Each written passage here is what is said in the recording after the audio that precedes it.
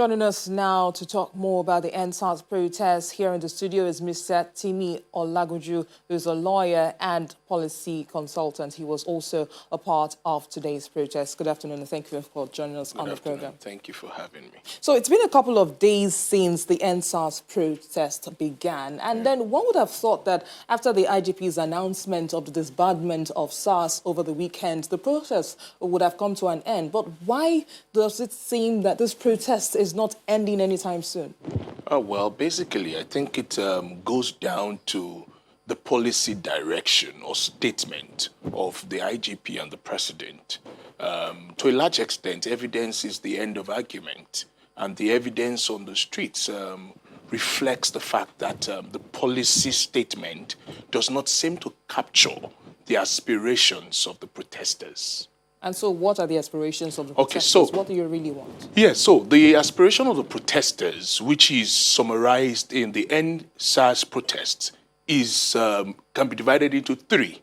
The first one is EndSARS. The second one is end police violence and brutality. The third one is primarily reforming the police. And those three can also be further extended briefly to mean that, firstly, it is not enough to end the department and then redeploy the same people into other police units, but to also ensure that a certain panel of inquiry is set to the effect that people are held accountable for their actions. And the bad eggs are fished out of SARS. The good eggs are then now redeployed into other units so that we don't have a repeat of the same situation.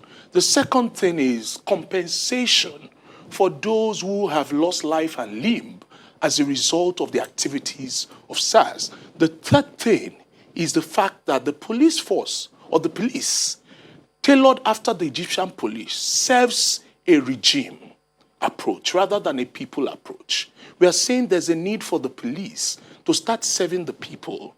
A Nigerianized police, community policing. We are saying that compensation in terms of the remuneration of police officers should be dealt with properly, such that police officers earn for the work they do. We are saying that police officers need to be trained, untrained and retrained.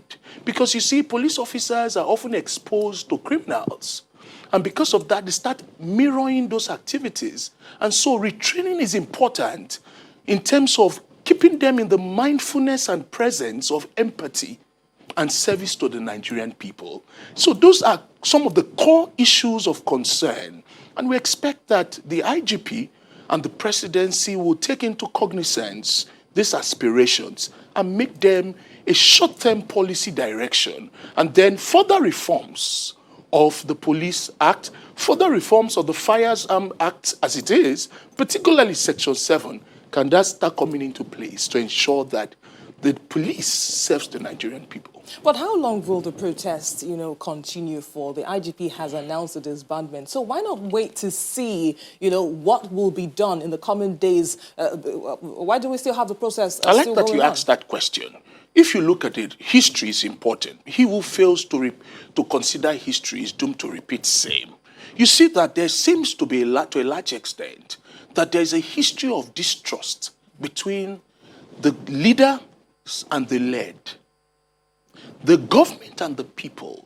So over time, if you take through history, you see that a lot of policy statements have been made on this issue, and we see the same thing happen. So Nigerians are particularly saying that it is time that the presidency steps on board and we have an executive order to this effect, rather than just statements, because of the issue of trust. So one of the key things I think the government can take home from all the protests is the fact that the TRUST factor needs to be worked on by the government to the people.